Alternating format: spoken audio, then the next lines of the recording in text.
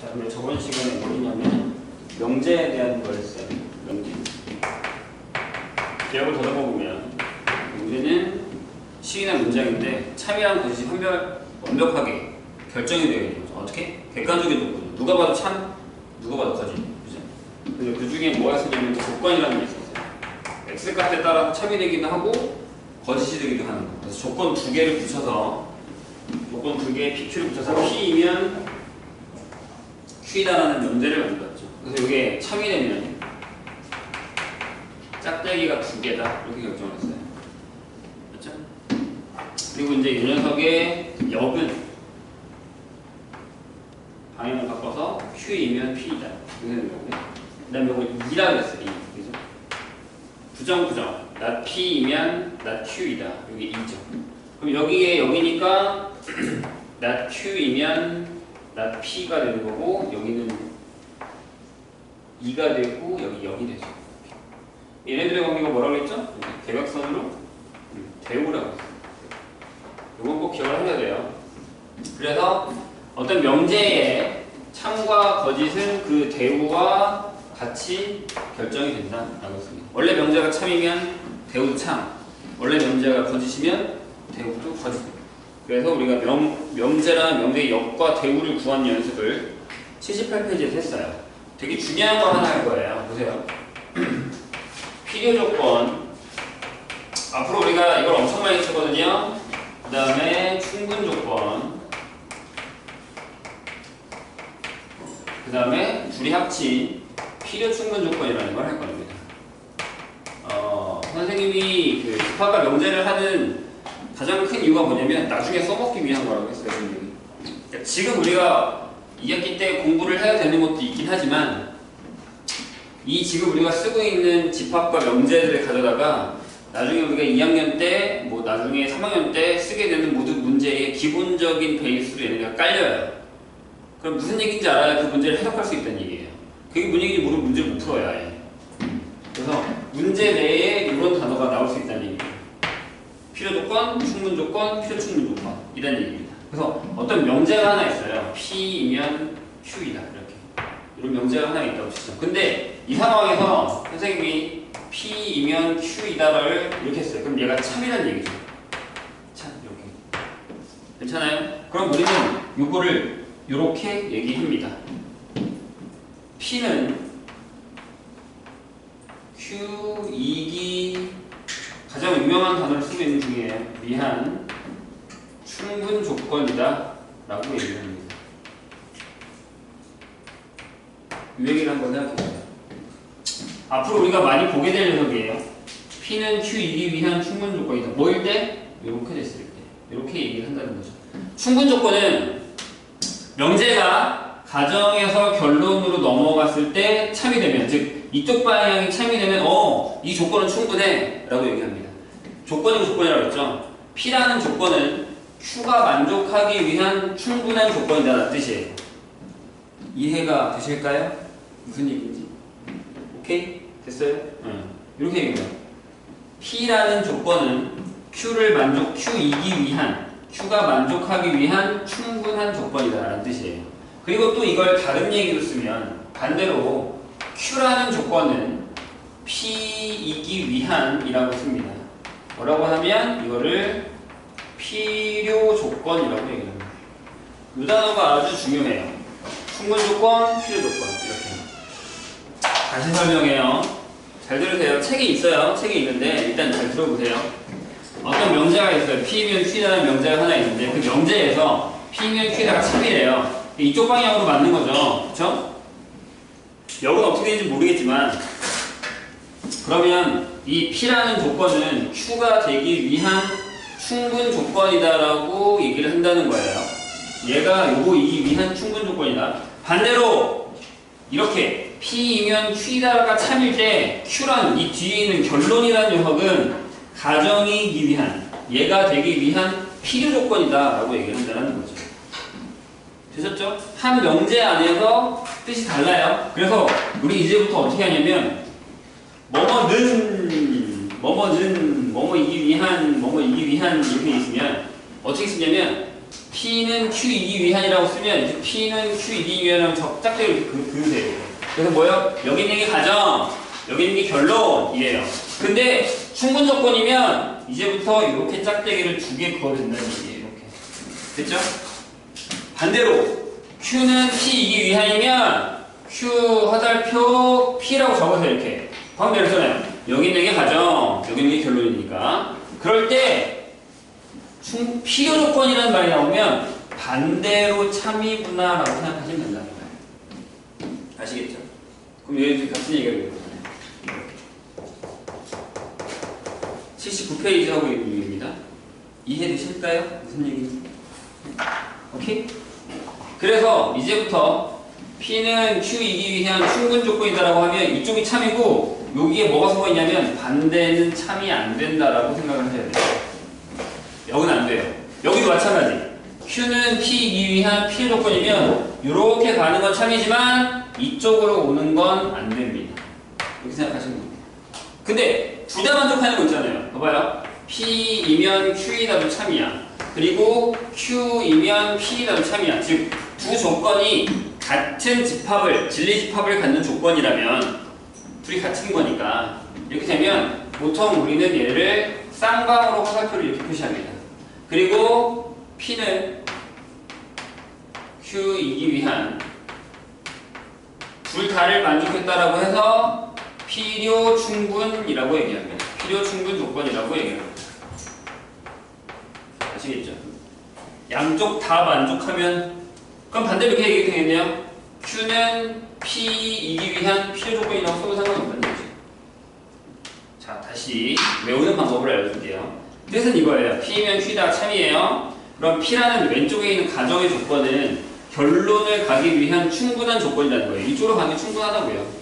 그런데 그 얘기는 Q가 P이기 위한, 역으로 가기 위한 필요 조건이다라고 이렇게 있다는 얘기예요. 그래서 외우는 건 P는 Q이기 위한 충분 조건이라고 하면 P면 Q이다라고 하고 충분하니까 그냥 그 방향으로 만족을 하면 되는 거고, Q는 P이기 위한이면 Q는 P이기 위한이라고 이렇게 화살표 표시한 다음에 필요면 반대 방향이 참이다라고 생각하시면 된다는 거죠. 그래서 둘 다 만족하면 필요 충분 조건이다 라는 얘기가 되는 거예요. 그래서 책에 거기 나와 있습니다. 주어 뭐뭐이기 위한 이렇게 써있죠. 네모칸에. 그래서 그런 단어들을 잘 기억을 해주면 됩니다.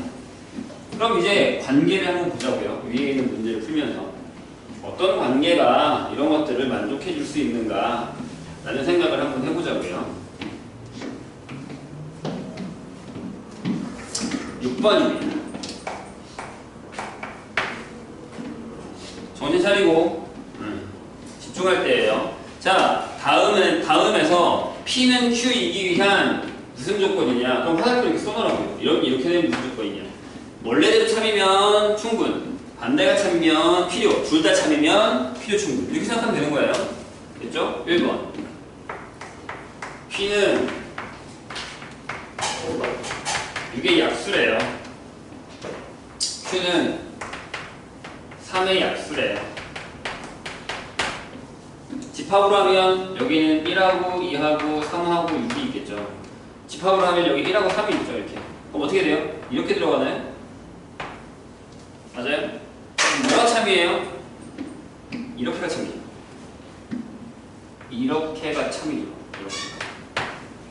이렇게는 거짓이잖아요. 그럼 무슨 조건이라고? 아, 필요구나. 이해했어요? 뭔 얘기인지? 됐죠? 선생님이 알려준 대로 전화 봐봐. P는 Q이기 위한이라고 하면 이렇게 적으라고. P이면 Q이라고 적어. 근데 이 상태로 참이면 뭐라고? 충분. 반대로 참이면 뭐? 필요. 양쪽 다 참이면 필요 충분. 맞잖아요. 이 상태로 참이잖아요. 왜? 얘가 여기 들어왔으니까. 됐나요? 저번 시간이랑 이어서 맞물려서 하고 있는 거예요. 두 번째. 볼까요? P가 삼각형이 정삼각형이래요. 그럼 P면 Q이다로 지금 가고 있는 거예요. 근데 Q는 뭐래요? 두 각의 크기가 같대요. 삼각형 AB가 두 각의 크기가 같대요. 두 각의 크기가 같다는 걸 뭐라고 해요? 성질이 1인경 삼각형이죠. 뭐가 더 커요? 집합이? 이렇게 되죠. 이렇게. 맞아요? 그럼 이게 참이죠. 이렇게. 정사각형은 이등변삼각형이에요. 이등변삼각형이라고 정사각형을 얘기할 수는 없어요. 그럼 무슨 조건이라고요? 네, 충분 조건이다. 잘 따라오십니까? 오케이? 네. 세 번째 볼까요? 왠지 P는 충분히 나올 것 같죠? 자, P는 A 더하기 B의 제곱이 A-B의 제곱이래요. 이렇게. 이거랑 같고 Q가 A, B가 0이래요. 같은 거죠? 여기서 계산하면 A, B가 0 나오거든요. 같은 거예요. 그러면 양쪽을 다 갈 수 있으니까 뭐라고 쓴다고요? 네, 필요 충분 조건이다. 이렇게 얘기했던 얘기죠. 안 헷갈리려면 이 방법을 외우셔야 돼요. P는 Q이기 위한 P면 Q다 써놓고 충분이면 이쪽 방향이 참, Q는 P이기 위한 Q는 P라고 적어놓고 P를 또 반대가 참, 이렇게 이걸 할 수 있어야 됩니다. 아시겠죠? 헷갈릴 거예요. 처음에 엄청나게. 지금 좀 헷갈리고 나중에 가서 제대로 풀면 돼요. 넘어가죠. 80페이지.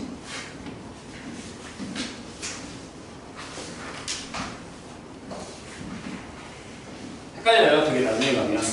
선생님이 지금 얘기한 이 부분이 엄청나게 헷갈려요. 부분 7번 볼까요? 7번.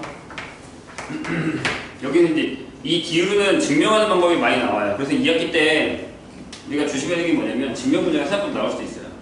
증명해놓고 빈칸 넣기를 한다던가 그런 문제들이 많이 나오거든요. 그래서 쓰는 연습을 많이 하셔야 됩니다. 자, 필요 충분 조건과 집합의 관계라고 되어 있죠. 아까 내가 얘기했죠? P면 Q이다의 차이면 얘가 참이려면 요거의 진리집합이 대문자 P, 요거의 진리집합이 Q면 이렇게 들어간다는 얘기. 여기 있는 게 여기를 다 만족할 테니까. 돼요? 요것만 생각하시면 돼요. 근데 거기 뭐라고 되어 있냐면 니네가 최근에 배우고 있는 거랑 살짝 비슷한 거예요. 조건 PQR을 만족시키는 집합을 각각 PQR이라고 할 때 P라는 집합이 뭐라냐면 X를 모을 거예요. 여기 있는 X를. 그리고 콤마 또는 있네 원래. 집합이니까 이렇게 쓸 수 있어요. 여기 있는 걸 모을 거고요. Q는요. X가 A보다 크거나 같은 걸 모을 거고요. R은요. X가 B보다 크거나 같은 걸 모을 거래요. 근데 거기에 문제를 이렇게 줬어요. 봐요. Q는 P이기 위한 필요 조건이고 Q는 P이기 위한 필요 조건이고 이렇게 하라고요. 알겠죠?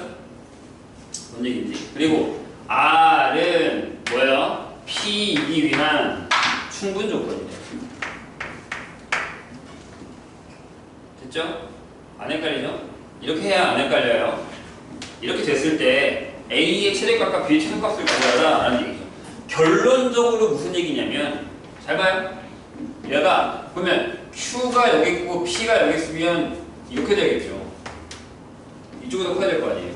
저 위에 거 봐. 그죠? 여기는요. R이 여기 있고 P가 여기 있으면 이렇게 되는 거예요. 괜찮아요? 그럼 결론적으로 이렇게 쓰면 되잖아요. 이쪽으로 가서.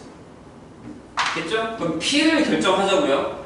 P를 그리면 답이 나와요. P가 수직선상에서 여기가 마이너스 1이야, 여기가 1이야, 여기가 5야 라고 했어요. 그래서 여기 들어가고 여기 들어가고 여기 들어가고 이거예요. 이게 P입니다. 흰색이 P집합. 됐죠? 그러면 R부터 해도 되고 Q부터 할까요? Q가 이 P를 먹어야 돼요. 그죠? 여기를 다 가져가야 돼. 그럼 여기 쓰면 되죠. 뭐가요? A가. 이렇게 돼서 얘가 Q면 P를 다 먹었네요.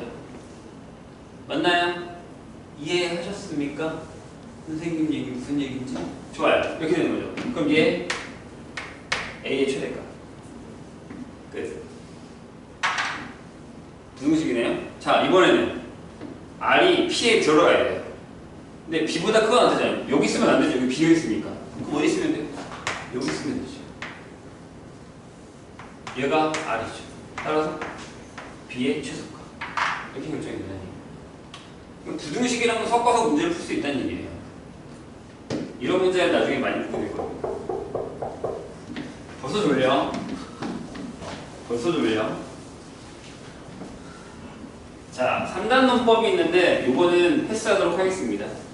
나중에 조금 더 공부를 한 다음에 배울게요. 해도 상관없는데요. 지금 우리한테 필요한 건 아니에요. 자, 거기 82페이지 9번에 대우를 이용한 증명입니다. 아까 선생님이 뭐라고 했냐면 어떤 명제가 하나 있어요. P이면 Q이다.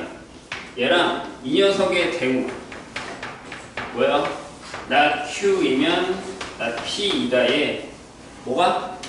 참과 거짓의 여부가 같다라고 했죠. 맞아요? 참 거짓이 같이 된다고 대우는. 이유가 뭐라고 했어요? 얘 P라는 애가 Q에 들어가면 얘가 참이면 요거에 여열을 한 Q의 여가 P의 여에 들어가거든요. 이렇게 그냥 같은 얘기 얘랑 얘랑 같은 얘기예요. 그래서 얘가 참이면 얘도 참이고 얘가 안 되면 얘도 안 되니까 얘가 거짓이면 얘도 거짓인 거예요. 어떤 명제는 그 대우와 참과 거짓을 같이 한다라고 했어요. 분명히 그거를 잘 기억을 해주세요. 그래서 어떤 명제가 딱 나왔을 때 이거 증명하기 너무 어려운데? 라고 하면 제일 먼저 해보는 게 그거예요. 얘 대우가 뭐야? 대우가 맞으면 얘도 맞겠다 로 바꾸는 거죠. 두 번 문제가 그래요. 뭐라고 했냐면 다음 명제가 참임을 그 대우를 이용해서 증명하여라. 자연수 n에 대하여. 근데 이제 이런 문구로 우리가 만나게 되면 문제가 되는 게 뭐냐면 선생님 얘는 뭐예요? 얘 가정이에요? 아니 얘는 그냥 조건, 그냥 주는 조건이에요. 그냥 신경 안 써도 됩니다. 그러니까 얘는 계속 따라다니는 거라고 생각하면 돼요. 아시겠죠? 자연수 n에 대하여 그 다음에 명제인 거야. n제곱이 홀수이면 n도 홀수다. 돼요? 이런 얘기예요. 그럼 이게 P인 거야. 얘가 P고 얘가 Q인 거지. 이렇게 Q. 얘가 맞는지 대우를 용사래요. 솔직히 얘기하면 이 상태로 풀면 어렵죠. 증명하기가. 근데 요거에 대우를 가져갔어요. 대우를 가져오면 얘는 그냥 오라고 해요. 그냥. 자연수 n에 대하여. 이건 그냥 그대로 갖다 쓰다는 얘기예요. 이 얘기는. 그게 그냥 주어진 조건이라는 뜻이에요. 명제에 들어간 조건이 아니라. 됐죠? 그러면 대우가 뭐냐면 n이 짝수이면 n제곱도 짝수이다. 요게 not q이면 not p가 되는 거예요. 이렇게. 근데 이건 확실하죠? n이 짝수면 n의 제곱은 짝수가 맞거든요. 증명할 줄 알아요? 이렇게 하시면 돼요. n이 짝수이므로 n을 2k라고 해요. 그럼 짝수 맞죠? 그럼 가져와서 n의 제곱을 합니다. 그러면 2k의 제곱이니까 요게 4k의 제곱이 되죠. 그럼 얘는 2배의 2k의 제곱이 되면서 얘가 뭐가 된다? 짝수다 라고 얘기할 수 있거든요. 이렇게 되셨나요? 그래서 얘가 그럼 뭐가 된 거죠? 참이죠. 그럼 그거의 대우인 명제인 얘도 참이다라고 얘기할 수 있다는 얘기죠. 책에 그렇게 쓰여 있습니다. 그래서 나중에 니네가 이걸 문구를 이렇게 다 적을 수 있어야 돼. 여기 나온 것처럼. 이 대우 참여를 보이면 된다. 자연수 n이 짝수이면 n의 2k를 나타낼 수 있으므로 n은 제곱이 여기에서 2k 제곱이 자연수이므로 n의 제곱은 짝수이다. 따라서 대우 명제가 참이므로 주어진 명제 자연수 n에 대해서 n제곱이 홀수이면 n도 홀수이다가 참이다라고 적을 수 있어야 된다라는 얘기죠. 뭔 얘기인지 아시겠죠? 잠깐만요.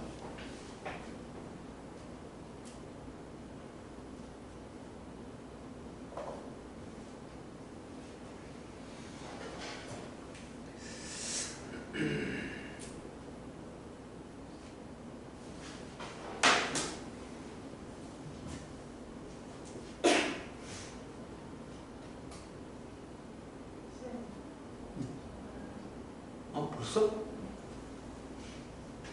알겠어. 놓고 해놓을게, 선생님. 나중에 해주세요. 이렇게 빨리 가야 돼?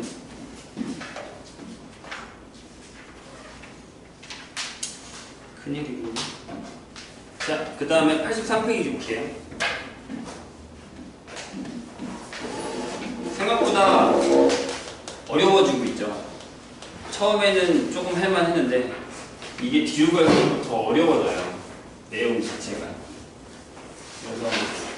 그래서 집중해서 잘 보셔야 돼요. 그리고 아까 선생님 방금 얘기했듯이 쓰는 연습을 많이 해야 되겠네요. 여기. 안 그러면 나중에 되게 힘들어요. 쓰기 되게 귀찮거든. 그래서 처음에 써봐야 나중에 더 잘 쓸 수 있습니다. 자, 귀류법입니다. 귀류법. 나중에 엄청나게 많이 듣게 될 녀석인데요. 하나 예를 들자면 얘는 교과서에 분명히 예시가 나와 있습니다. 그게 얘인가? 얘는 아니네요. 교과서에 엄청나게 큰 예시가 나와 있습니다. 그 예시는 시험에 엄청나게 많이 나옵니다. 심지어 옛날에는 단골 문제였어요. 원룸 서술형 증명 문제로. 뭐냐면 이거예요. 루트 2가 무리수이다라는 걸 증명하는 거예요. 이걸 증명하는 거예요. 당연한 건데 왜 증명하지? 라는 건데 수학에서는 그런 걸 많이 해요. 뭐 당연한 건데 왜 증명하지? 그런 걸 합니다. 그래서 교과서에 이게 있어요. 이건 시험 문제로 되게 많이 나옵니다. 변형돼서도 많이 나와요. 나중에 풀어줄게요. 여긴 없네요. 자, 10번. 다음은 양의 정수. 자, 귀류법은 뭐냐면 유가 흐른다는 거예요. 귀는 뒤집어 놓는 거예요. 흐름을 뒤집어 놓는 거죠. 무슨 얘기냐면 원래 이 상태로 흐르면 되는데 라고 했는데 못 흐르게 막는 거예요. 그래서 뭐냐면 결론을 부정합니다.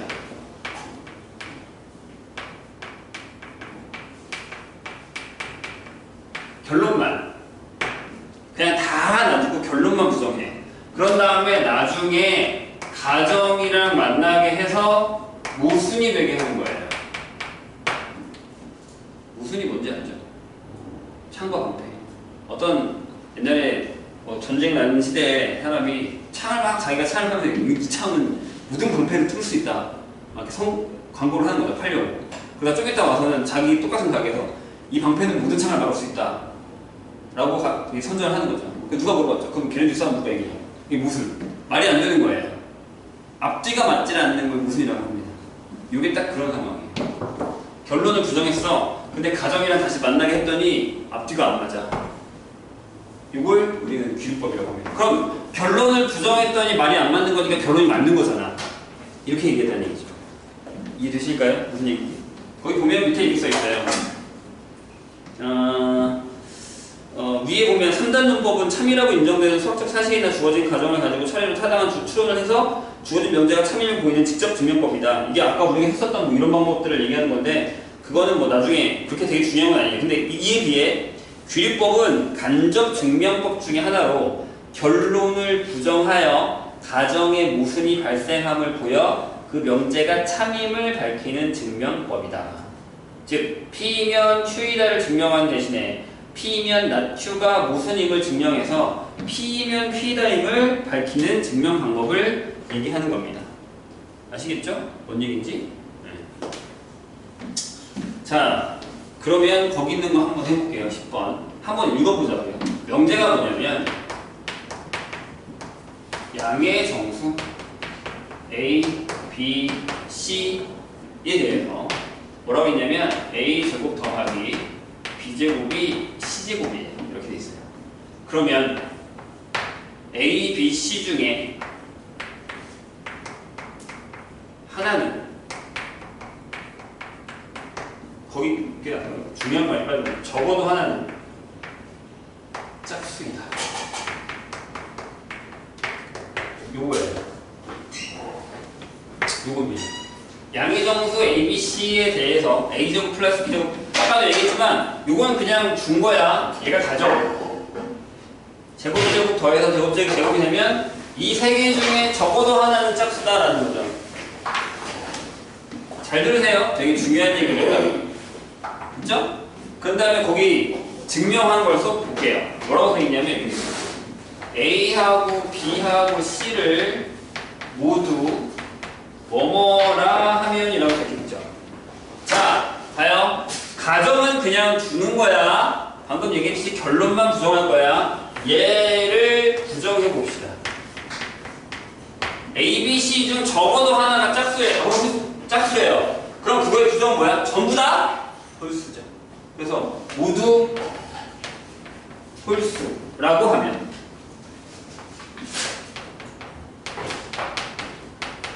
요거의 규정이 요겁니다.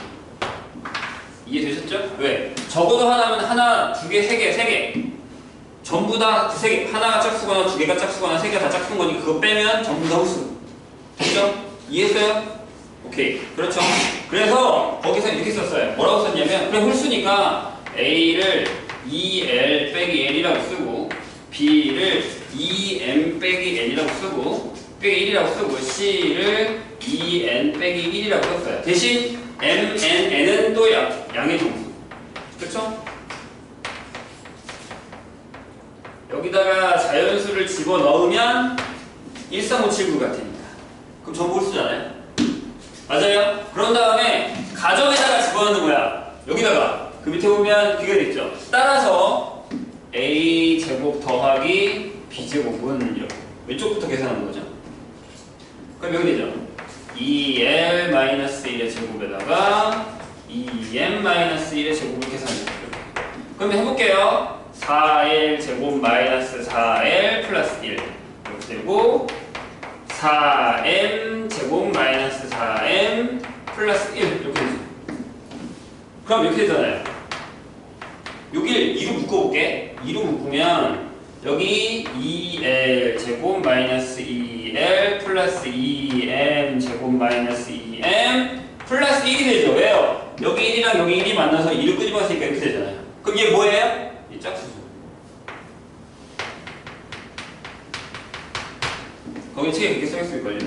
이렇게 막 정리해서 끝에가 뭐예요? 2라고 돼 있죠. 나에 뭐가 들어가는 거야? 2가 들어가는 거야. 4로 묶었고 4로 묶었고 여기 2가 남았을 테니까 선생님 아예 다 묶어버린 거죠. 그러면 짝수이므로 2이므로 여기가 나가 2인 거죠. 나가 2인 거죠. 그래서 짝수이므로 짝수죠. 선생님이 두 배로 만들었으니까 짝수이고 그 다음에 C제곱을 해봤어. C제곱. C가 이거야. 2n-1의 제곱은 이렇게 되죠. 4n 제곱 마이너스 4n 플러스 1이 돼요. 그럼 여기 2로 묶으면 2n 제곱 마이너스 2n 하고 플러스 1이 남아요. 맞죠? 그쵸? 여기 1이 남는다는 거죠. 얘가 뭐예요? 얘가 나겠네요. 나. 그럼 얘는 뭐가 돼요? 홀수가 돼요. 홀수가 돼요. 맞죠? 분명히 가정에서 A제곱 플러스 B제곱이랑 C제곱이 같다고 가정을 했는데 A제곱 플러스 B제곱을 했더니 짝수가 됐고 C제곱을 했더니 홀수가 됐어요. 그럼 짝수랑 홀수랑 같게 되는 모순이 생겨버리죠. 이렇게 A제곱 더하기 B제곱이 C제곱이 아닌 모순이 생겨버리는 거예요. 따라서 모순이 생겼다는 건 내가 뭐 했어요? 결론을 부정했을 때 모순이 생긴 거니까 결론이 맞다는 얘기죠.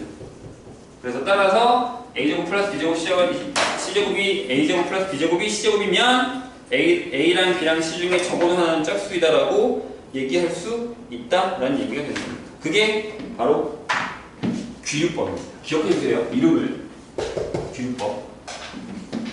일단 이거 하지 말까? 엄청나게 듣기 싫어하는 얼굴들로 앉아있는데 어차피 시험 끝나면 방학 동안에 우린 이걸 해야 돼요. 자, 84페이지에요. 부등식의 증명입니다. 근데 이제 여기서 명제를 가져다가 우리가 저번 예전에 그러니까 1학기 때 배웠었던 부등식 가지고 계산을 하는 거예요. 왜 이렇게 되는지 증명을 해보는 겁니다. 잠깐만.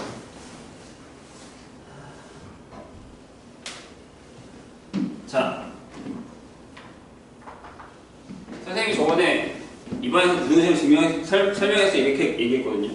A랑 B랑 크다라는 걸 어떻게 한다고요? 이렇게 A에서 B를 빼면 양수야 라는 걸로 바꿔서 푼다고 했어요. 혹시 기억나세요? A에서 B를 빼는 양수야? 그럼 A가 큰 거지. A에서 B를 빼는데 같아? 그럼 A랑 B랑 같은 거 0이야. 같은 거지. A에서 B를 빼는데 여기수야? 그럼 B가 큰 거지. 이렇게. 맞죠? 자, 거기 질문 볼까요? 11번. 증명을 하는 방법을 보자고요. 자, A가 0보다 크고 B도 0보다 커요. 이런 상황에서 1번에 a가 b보다 크면 a 제곱도 b 제곱이랑 이렇게 되지 않아? 라고 물어본 거예요. 필요 충분 조건이에요. 그러면 조심해야 되는 게 뭘까요? 필요 충분 조건이 하나표가 양쪽 다 있으면 이거면 이거이다도 참인 걸 보여야 되고, 반대로 이거면 이거이다도 참을 보여줘야 돼요. 그래서 이렇게 씁니다. 이쪽 방향이 참이 되는 걸 먼저 보입시다. 자, 간단하게 쓸게요. 선생님 봐봐요. a가 b보다 크죠. 즉 a-b가 0보다 큰 거죠. 이게 적어놓으세요. 맞죠? 선생님이 방금 얘기했듯이 유행이에요. 저건 뭐 알고 있는 얘기니까. 그런 다음에 우리가 해야 되는 애를 빼요. 이렇게 a제곱 빼기 b제곱을 하세요. 이렇게. 얘가 0보다 큰지 작은지만 확인하면 되는 거잖아요. 괜찮아요? 유수면 되죠? a-b, a 플러스 b 이렇게 되잖아요. 근데 맨 처음에 주어질 때 뭐라 그랬어요? 이거면 a 더하기 b가 양수겠죠. 그럼 양수랑 양수랑 곱하면 양수잖아요. 따라서 a 제곱은 b 제곱보다 커요. 이렇게 쓰면 돼요. 끝. 이걸 책에 잘 설명해 놓았습니다. 괜찮을까요? 오케이? 그럼 역으로 반대로 이렇게 해보죠. 이번에는 뭘 보여줄 거냐면 a 제곱이 b 제곱보다 크면 뭐야? a가 b보다 크다라는 걸 보여줄 겁니다. 항상 성립하지 않아요. 저기 전제 조건 a가 0보다 크고 b도 0보다 클 때만 성립을 해요. 그죠? 자, 이렇게 크다면서요. 그러면 즉 a 제곱이 b 제곱보다 커요. 즉 다시 얘기하면 a 제곱 마이너스 b 제곱이 0보다 크죠. 이렇게. 근데 이걸 다시 쓰면요. a 제곱 빼기 b 제곱이라는 녀석이 인수분해하는 똑같은 방법이에요. a 마이너스 b에 a 플러스 b가 될 거 아니에요. 맞아요? 얘가 0보다 크다고. 그런데 a 더하기 b가 0보다 크므로 a 마이너스 b가 0보다 크다라고 얘기할 수 있죠. 나눈 거야, 양수. 양변. 부등호 방이 안 바뀌었을 거 아니에요. 따라서 a가 b보다 크다라고 얘기할 수 있다는 얘기죠. 책에도 그렇게 쓰여 있습니다. 될까요? 무슨 일인지. 그 다음에 2번은 어려워요. 그러니까 나중에 이걸 지금 하는 이유가 뭐냐면 나중에 우리가 이런 걸 증명을 해야 돼요. 선생님이 지금 하는 것처럼. 아니면 여기서 하는 것처럼 빈칸 넣기를 한다던가. 미리 봐놔야 나중에 겁 안 먹고 할 수 있어요. 그때가 선생님 전 이거 못하겠어요 라고 얘기하지 말고 2번 볼까요? 뭐라고 되어 있냐면 루트 a 더하기 루트 b가 루트 a 더하기 b보다 크다라고 되어 있어요. 전부 양수예요. a랑 b랑 저 조건을 계속 가져가는 거예요. 맨 처음에 타이틀이 있었으니까. 맞아요? 오케이, 이해됐어요? 그러면 얘를 사용하는 거예요. 특히 얘를. 제곱이 크면 얘도 크다. 왜? 우리는 여기서 뭘 하냐면 루트 a 플러스 루트 b가 양수라는 사실을 알아요. 루트 a 플러스 b가 양수라는 사실을 알아요. 그래서 뭘 할 거냐면 이걸 할 거예요. 루트 a 플러스 루트 b의 제곱에서 루트 a 더하기 b의 제곱을 한번 빼보려고 해요. 이렇게. 괜찮아요? 지금 우리가 쓴 이걸 쓸 거라고요. 제곱이 크면 둘 다 양수일 때 제곱이 크면 원래 숫자도 크다라고 얘기했습니다. 됐죠? 여기가 빼보려고 해요. 그럼 이렇게 돼요. a 더하기 2의 루트 a가 양수니까 b에서 빼기 a 더하기 b를 뺄 수 있습니다. 그래서 얘가 2의 루트 ab가 되는데 얘가 양수죠. 왜? ab가 양수니까요. 따라서 루트 a 더하기 루트 b의 제곱이 루트 a 플러스 b의 제곱보다 큽니다. 그러면 여기 1번의 요거에 의해서 루트 a 플러스 루트 b가 루트 a 더하기 b보다 크다라고 얘기할 수 있다는 얘기가 되는 거죠. 될까요? 뭐 이런 식이에요. 그래서 뭐를 가져다가 앞에 있는 명제로 증명하여라 이런 것들을 많이 쓰게 될 거란 얘기입니다. 지금 머릿속에 안 돌지 지금. 함수를 하지 말까봐요. 설명만 하고. 자, 12번 별표 치세요. 앞으로 우리가 1학년 때 선생님 그대로 얘기했잖아요. 베스트 5 기억나죠? 한 점에서부터 직선 사이까지 거리. 그다음 추가로 얘 산술 기하 조합 평균의 관계. 얘가 또 앞으로 우리들을 엄청나게 힘들게 할 겁니다. 계속 나올 거니까. 자, 잘 보세요. 거기 보면 A가 양수이고 B가 양수예요. 이제 이걸 배우고 나서부터는 이제 우리한테 되게 어려운 일들이 많이 생겨날 거예요. 진짜 엄청나게. 생각보다 많이. 자, A가 양수, B가 양수인데 1번이 뭐냐면 이렇게 돼 있어요. 이걸 전체를 다 적을게요. 뭐냐면 2분의 A 플러스 B 얘가요. 루트 AB 등호로 가고 루트 A 플러스 B 분의 2AB 이렇게 돼 있는 상황. 우리 책에 이렇게 써있죠. 지금 1번이랑 2번을 합친 거예요. 그러면 얘네 다 이름이 있어요. 얘가 산술평균이라고 합니다. 우리가 아는 그 평균. 숫자가 두 개가 있어요. 얘는 평균 내면 어떻게? 둘이 더한다면 이름 나와요. 그죠? 산술평균. 이걸 기하평균이라고 합니다. 우리 아직 안 배웠어요. 그냥 이름만 알고 계세요. 제가 왜 기하평균인지. 그 다음에 얘는 조화평균입니다. 역수의 평균이라고 생각하면 됩니다. 조화라는 말이 들어가면 역수예요. 뒤집어서 평균인 거예요. 그러니까 A랑 B가 있는데 A분의 1과 B분의 1을 평균 내서 구한 거라고 생각하시면 돼요. 아시겠죠? 뭔 얘기? 그냥 타이틀이래요. 근데 항상 산술기하가 산술평균이 기하평균보다 크거나 같고 기하평균이 조화평균보다 크거나 같습니다. 자, 1번. 누구랑 얘기하거든요. 2번에 A 플러스 B가 루트 AB예요. 이건 방법이 여러 가지예요. 전부 다 양수니까 여기 있는 방법을 또 써도 돼요.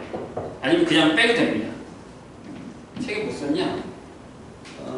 그냥 뺐네요. 그냥 빼서 합시다. 어차피 상관없으니까. 자, 이렇게 2분의 A 플러스 B에서 마이너스 루트 AB를 뺄 거예요. 이렇게. 그럼 얘를 좀 이렇게 쓸게요. 2분의 A고요. 마이너스 2의 루트 AB 하고 플러스 B라고 적으면 되죠. 여기 안으로 들어가면 2가 될 거예요. 괜찮아요? 괜찮습니까? 이렇게 되거든요. 그럼 얘를 잘 봐. 이것도 시험 문제 나와. 증명하여라.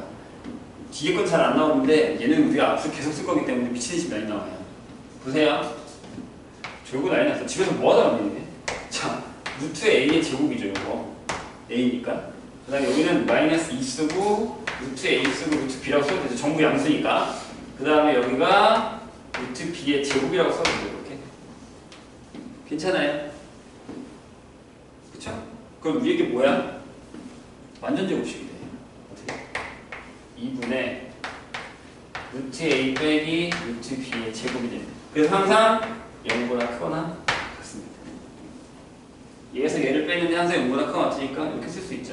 질문! 그럼 등호는 언제 성립해요? 등호는 언제 성립해요? 루트 A랑 루트 B가 같을 때. 그래서 등호는 A랑 B랑 같을 때. 이것도 잘 기억을 해주세요.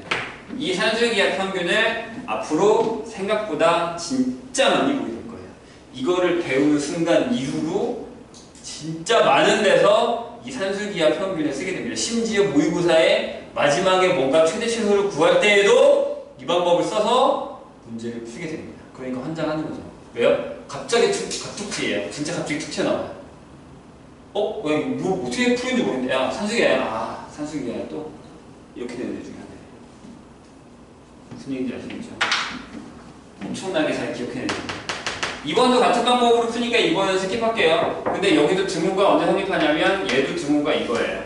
이건 나중에 다시 하기 때문에 생각보다 중요하지 않아요. 기하랑 저기 조합평균. 얘네 둘이 중요한 거예요. 얘네 둘이 관계가 엄청나게 많이 쓰입니다. 지금 내가 여기서 어떤 문제가 나오는지 설명해 주고 싶지만 그건 나중에 해도 되니까 일단 저런 게 있다는 것만 알아두시면 됩니다. 13번도 스킵하겠습니다. 이건 요새 거의 안 써요. 이거 원래 빠졌어요. 나중에 추가되게 하게 되면 알려줄게요. 이 책이 옛날 책이라서 없어도 되는 걸 지금 다 넣어놨어요. 그래서 필요한 것만 딱딱 듣고 갑시다. 14번 보죠. 절대값이 포함된 부등식의 증명. 요거는 잘 기억을 해두셔야 됩니다. 왜냐하면 얘도 시험에 많이 나오니까요.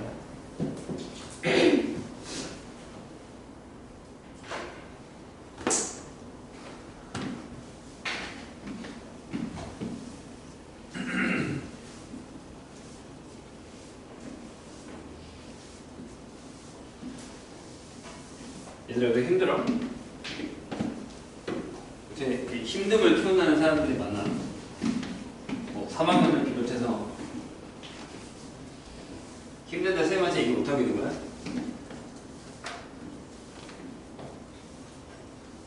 힘드십니까?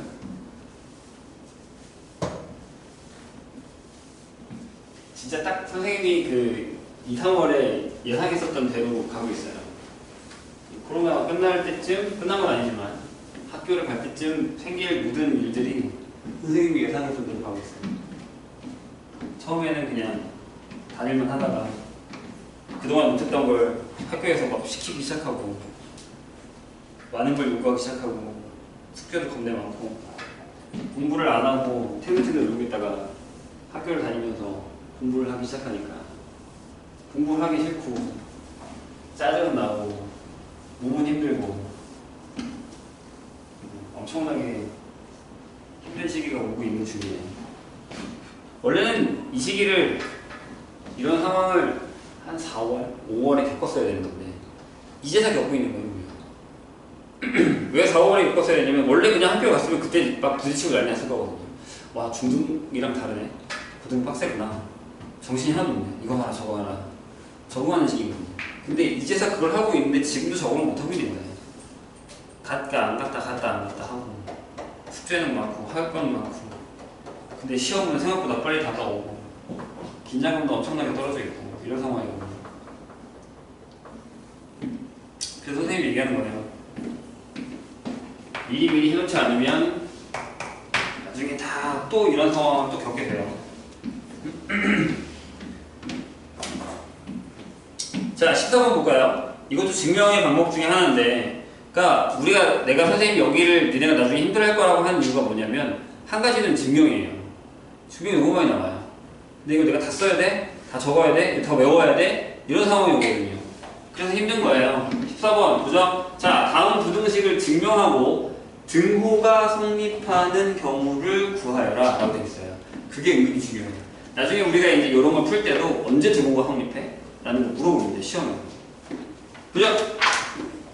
자, 계속 똑같은 걸 써놓을 거예요. a 더하기 b의 절대값은 작거나 같습니다. a의 절대값 이렇게. 괜찮을까요? 그러면 내가 알기로 a의 절대값이 0보다 크거나 b의 절대값이 0보다 크거나 같고 a 플러스 b의 절대값이 0보다 크거나 같죠. 이 상태에서 뭘 뺀다라는 건 말이 안 되고요. 제일 좋은 건 뭐냐면 아까 우리가 썼던 거 있죠. a가 b보다 커요. a가 0보다 크고 b가 0보다 클 때, 그죠? 그러면 a 제곱이 b 제곱보다 크다라는 건 이걸 계속 써먹겠다는 얘기죠. 저 증명이 생각보다 부등식에서는 엄청나게 중요해요. 갖다 써먹어볼까요? 그래서 어떻게 할까요? 얘가 크니까 여기 a 절대값에다가 b 절대값 더하고 여기 제곱해서 a 플러스 b의 전체 절대값을 빼겠다는 얘기죠. 빼보려고 해요. 괜찮아요? 이게 이제 필축이 된다는 사실을 우리가 써먹고 있는 거니까 여기서 이렇게 넘어가겠죠. 자, 뺄 겁니다. 그러면 어차피 절대값의 제곱은 그냥 제곱이랑 똑같아요. 어차피 양수가 되는 거니까. 맞죠? 그럼 그냥 쓸게요. 이렇게 되겠죠. 얘 a 제곱이고 2배의 a 절대값, b 절대값, b 제곱 이렇게 될 거예요. 이거 앞에서는요. 이렇게. 그 다음에 빼기 여기는 a 제곱에 그냥 2a죠. 이렇게 되겠죠. 절대값의 제곱은 그냥 그 숫자의 제곱이랑 똑같으니까 어차피 양수가 되잖아요. 그죠? 그럼 빼면 무슨 일이 벌어지냐면 이렇게 돼요. 2에 이걸 섞을게요. ab의 절대값 빼기 2의 ab 맞죠? 다 사라지고. 근데 우리가 여기서 기억해야 되는 게 뭐냐면 절대값의 성질 때문에 a의 절대값이 a가 0보다 크거나 같으면 a가 0보다 작으면 마이너스 a라서 a의 절대값은 항상 a보다 크거나 같아요. 맞아요? 그죠? 같은 경우는 언제? a가 양수이거나 0일 때. 음수면 a의 절대값이 항상 커요. 그럼 여기 0보다 크다라고 했죠. 얘 때문에. 끝났네요? 그럼 뭐예요?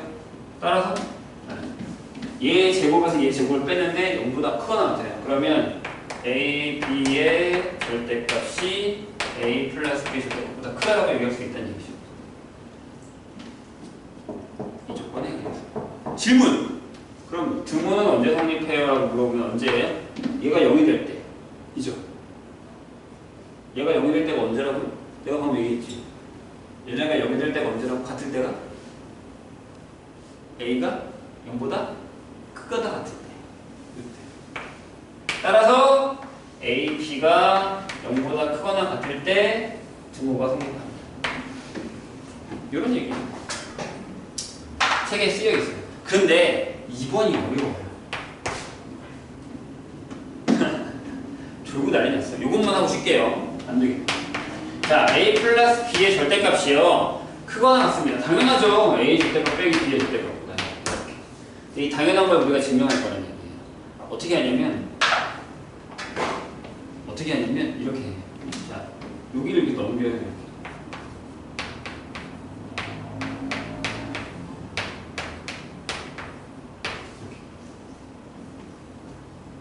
괜찮을까요? 괜찮아요? 그런 다음에 이걸 써먹을 거예요. 책에는 거기 다 따로따로 했잖아요. A가 뭐 B보다 큰 경우, B가 작은 경우에서 다 계속 계산했는데 선생님은 그렇게 안 하고 여기 있는 거 그냥 보시고요. 나는 요 1번을 가져다가 쓰려고 해요. 1번을 가져다 쓰려고 합니다. 아셨죠? 저기서 내가 이렇게 할게. A, B의 절대값이 A의 절대값 더하기 B의 절대값으로 하면 이걸 이렇게 갖다 쓴 거예요. 문자를 바꿔. 됐죠? 됐죠? 그 다음에 이렇게 쓰려고 해요. 여기다가 똑같이 넣을 건데 그럼 A를 내가 A 플러스 B라고 할게요. 이렇게. 그 다음에 대문자 B를 마이너스 B라고 하려고 해요. 이렇게. 그럼 여기다 넣으면 무슨 일이 벌어져요? 여기 이거 두 개를 여기다 집어넣으면 이렇게 돼요. 자, A 플러스 B의 절대값 더하기 마이너스 B의 절대값. 근데 그게 그냥 절대값이랑 똑같죠. 마이너스 B의 절대값이나 B의 절대값이나. 근데 A 더하기 B를 하면 뭐가 돼요? A가 되죠. 여기다 집어넣어요. 크거나 하고 얘는 이렇게 쓸 수 있죠. 넘겨요.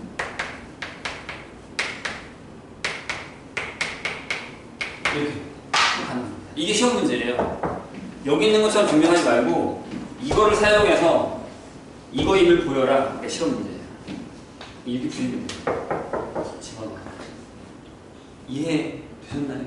선생님 잠깐 쉴게요. 안 되겠다. 잠깐 자. 왜 이렇게 생각나는 대로 얘기하세요. 중학교 때도 배우잖아. 그렇죠? 중학교 때도 배우지 않았나요? 어떻게 배웠어? 그냥 딱 간단한 건 이거예요. x랑 y의 관계식.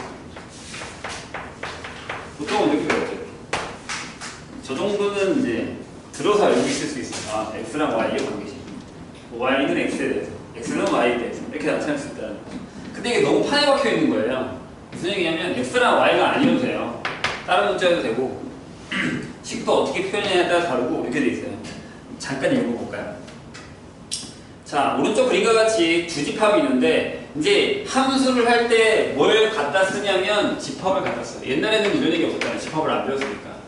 근데 이제 집합을 가져다가 얘기를 한다는 거죠. 집합이 두 개가 있대요. 이렇게. 근데 A라는 집합 거기 근데 되게 이상하다.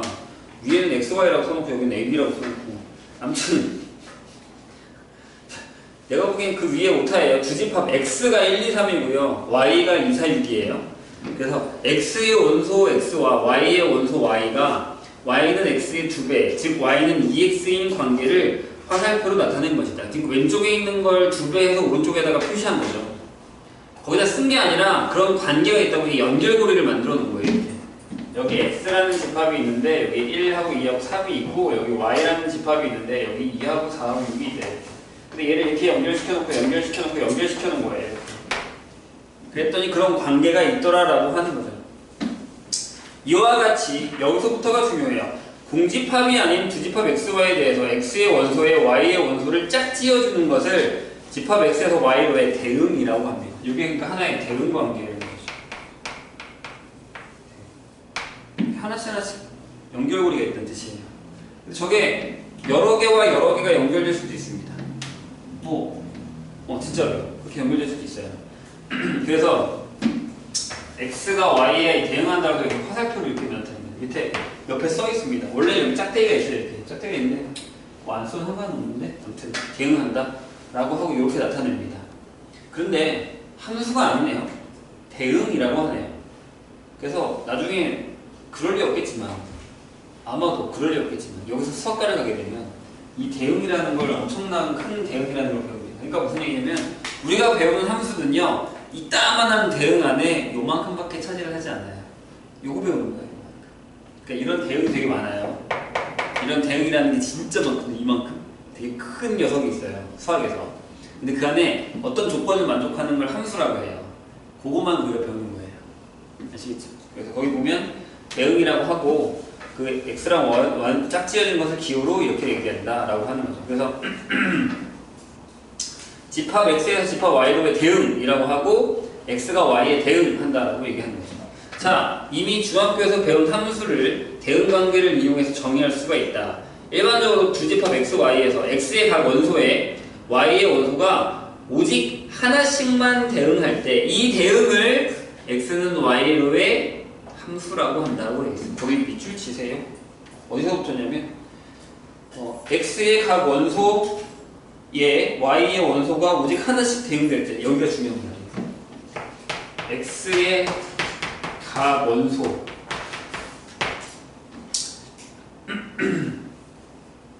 y의 원소가 오직 한 개씩 대응. 이제부터는 요게 함수의 정의입니다. 이 대응을 x에서 y로의 함수라고 얘기하는 거죠. 이런 거예요. 대응은 예를 들면 이렇게 해도 돼요. 이게 돼요. 이거 대응이에요. 1이랑 2도 대응되고 4도 대응되고 6도 대응되고 2도 4, 2도 4 3은 2하고 6이 대응되고 이렇게 해도 대응이에요. 근데 이건 함수는 아니에요. 이 조건을 따지면 여기 중요한 건 이거예요. 각 원소. 각. 여기는 두 가지 있어요. 모든 원소. 그러니까 x의 모든 원소가 y에 있는 원소랑 오직 한 개씩이라는 이 말이 중요해요. 여기는 각이 중요한 거고 여기는 오직 한 개씩이라는 단어. 저게 중요한 겁니다. 이 단어가 있으면 우리는 함수를 만들 수 있어요. 아시겠죠? 뭔 얘기지? 그래서 나타내기 시작한 겁니다. 보세요. 무슨 얘기냐면 여기 x에 저기처럼 1하고 2하고 3이 있어요. y를 좀 더 많이 만들까요? 3, 4, 5, 6, 7 이렇게. 내가 여기다가 이렇게 대응했고요. 이렇게 대응했고요. 이렇게 대응했어요. 라고 하면 이건 함수가 된다는 얘기예요. 선생님 여기 두 개인데요? 상관없어요. 모든 원소에 대해서 하나씩만 대응이 되면 함수라고요.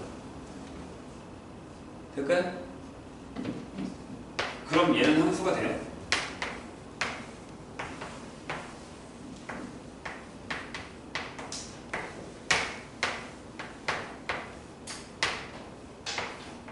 함수가 돼요. 두 가지 때문에 안 돼요. 하나는 얘가 아무한테도 가지 않았어요. 얘가 대응을 하지 않았어요. 각원소라는 건 x에 있는 모든 원소는 다 해야 돼요.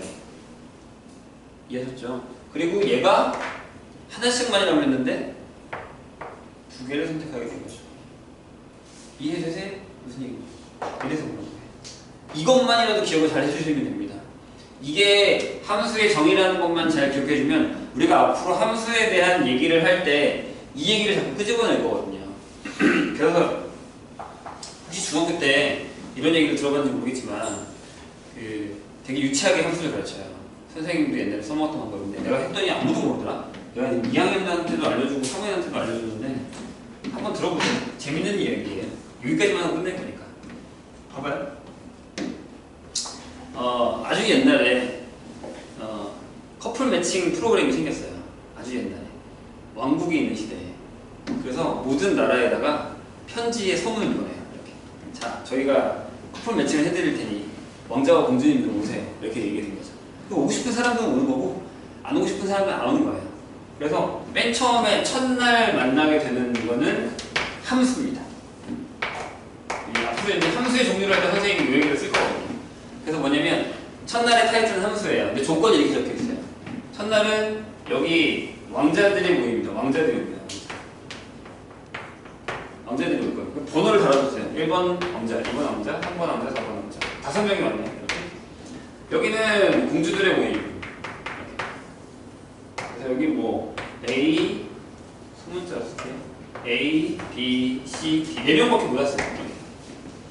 됐죠? 근데 이 첫날의 함수에 대한 그 선택권의 종류는 첫날은 남자들이 먼저 고르게 합니다. 여자들이 그런 게 어딨어라고 하겠지만 나중에 다 이유가 있어요. 남자들이 고르게 합니다. 대신 무조건 골라야 되고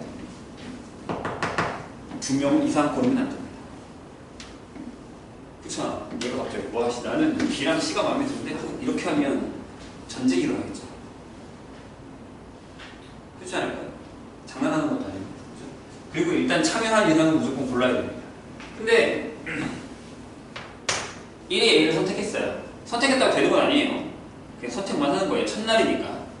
그리고 2가 B를 선택했고 3도 B를 선택했고 4도 B를 선택했어요. 그래도 상관없죠? 5가 D를 선택했다고 하죠. 이렇게. 그럼 첫날 매칭은 끝난 겁니다. 이거 끝. 그냥. 이해됐죠? 무슨 얘기인지. 그래서 되게 유치하지만 왕자들이 모였다고 해서 정의롭다고 해서 여기 정의롭이라고 얘기하고 공주들의 모임에서 여기 공의라고 합니다. 이게 집합의 명칭이에요. 이쪽에 쓰는 집합의 명칭 정의요. 이쪽에 쓰는 집합의 명칭 공의입니다. 책에 써 있어요. 그리고 선택받은 애들끼리 이렇게 모였단 말이에요. 이렇게 선택 못 받았죠. C만 얘만 빠져나오면서 욕을 하면서 나옵니다. 치치거리면. 그래서 이거 선택받은 애들이 치여버립니다. 이렇게 외우시면 이 세 가지는 절대 안 까먹어요. 중학교 때 이렇게 가르치면 근데 중학교 때 집합을 안 배웠으니까 이제 이 처음 했겠죠. 이러면서 함수의 그